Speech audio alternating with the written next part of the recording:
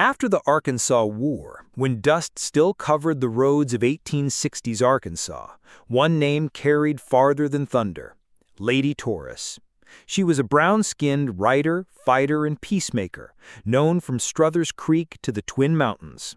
With a .38 at her waist, a powerful double-barrel shotgun in her hands, and her loyal horse Hope beneath her, Lady Taurus rode beside W.B. Calhoun when the land needed courage most. Calhoun costed her so deeply, he awarded her 400 acres on his property. There she built a ranch unlike any other in the territory. Flowers bloomed beside exotic desert shrubbery, 200 cattle grazed under the sun, 300 sheep drifted like clouds across the fields. 50 horses ran free, their hooves shaking the ground like drums. But Lady Taurus was known for more than her aim. She was known for her presence.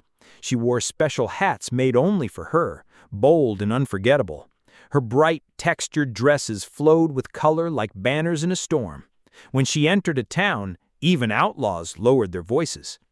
One hot afternoon, Lady Taurus sat on her porch, looking toward the Twin Mountains. The air was still. Then the earth growled. A deep rumble rolled from beyond the peaks. The ground trembled beneath her boots.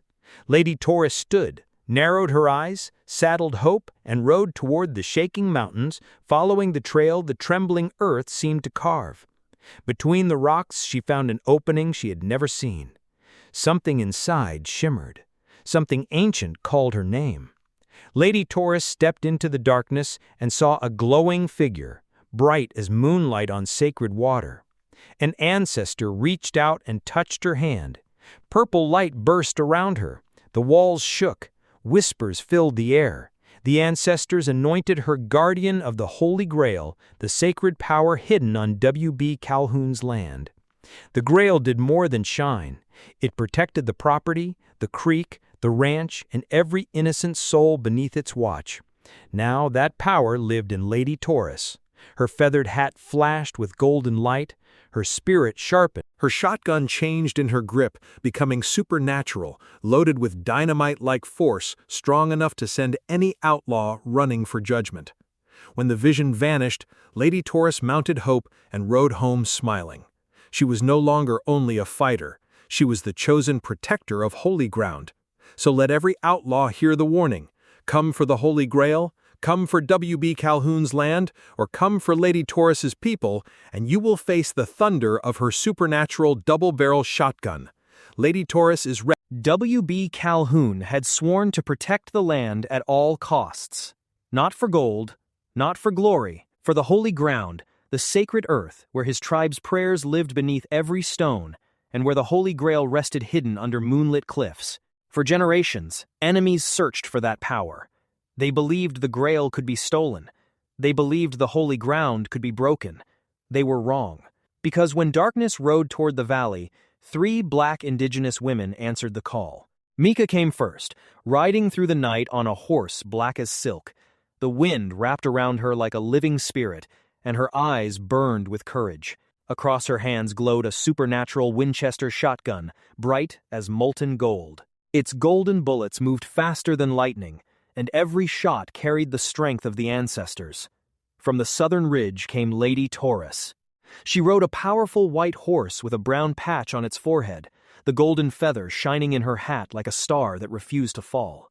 At her hip rested her .38 strap. In her hands was a supernatural double-barrel shotgun, a weapon that did not just fire, it thundered like bombs. Every blast hit like a massive explosion, shaking the ground and scattering fear across the canyon. Then Patra appeared from the heart of the tribe, a brown-skinned black indigenous princess, quiet, watchful, and deadly when the holy ground was threatened.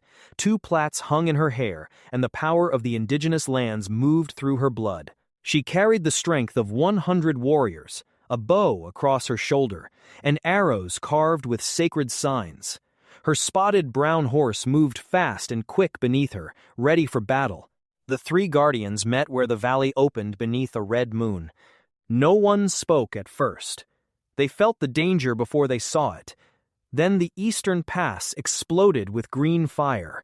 Masked riders poured through the canyon, dragging chains, black powder, and iron tools meant to tear into the holy ground. At their center rode a warlord, covered in raven feathers, hungry for the Holy Grail and blind with greed. He laughed when he saw only 3 women blocking his army. Mika raised her golden Winchester. The first shot split the night. A golden bullet struck the lead torch and burst it into harmless sparks. Then she fired again and again, lightning fast, shattering chains, breaking wheels, and knocking weapons from enemy hands. Lady Taurus charged next. Her white horse leapt through smoke as she lifted the supernatural double barrel. One blast shook the canyon like thunder from the sky. Fire rolled across the pass. A second blast cracked stone from the cliffside, blocking the thieves from the sacred path. But the warlord blew a black horn, and from the dust crawled creatures of ash and bone. Patra stepped forward. She touched the earth, and the land answered. Roots rose from the soil. Stones rolled into a wall of ancient faces. Wind circled her like a shield.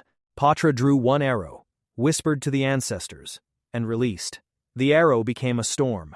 100 shining arrows flew across the valley, striking the ash creatures and turning them to dust. The warlord's smile vanished. Now he understood. These were not 3 women standing alone. These were guardians carrying generations behind them. Still, he charged for the hidden grail. Mika rode after him, her black horse moving faster than fear. Golden bullets struck the ground before him, forcing him away from the sacred path. Lady Taurus came from the other side, firing her .38 and knocking sparks from his cursed blade. Patra rode straight down the center, her spotted brown horse flying beneath her. The warlord raised his horn again. Patra's arrow pinned it to a dead tree. Mika's golden bullet shattered it into black dust. Lady Taurus leveled her double barrel. Behind them, the holy ground began to shine. Red cliffs glowed. Silver grass bent in prayer. Blue light rose from beneath the sacred stones, forming the shape of the Holy Grail. The Grail did not call to the thief. It called to its protectors. Mika, Lady Taurus, and Patra stood together as the warlord charged one final time. Mika fired gold. Lady Taurus fired thunder. Patra released the voice of the land. Gold, fire, and earth joined into one great circle of light. It struck the warlord, broke his cursed armor, and pulled his greed into the ground, where it could never harm the holy ground again. When dawn came, the enemies were gone. The flowers opened. The river sang clear. W.B. Calhoun stood at the edge of the valley and saw the 3 guardians riding back through the morning mist. Mika on her black horse, Lady Taurus on her white horse, Patra on her spotted brown horse. 3 powerful black indigenous women, 3 protectors of the holy ground. 3 legends the land would never forget.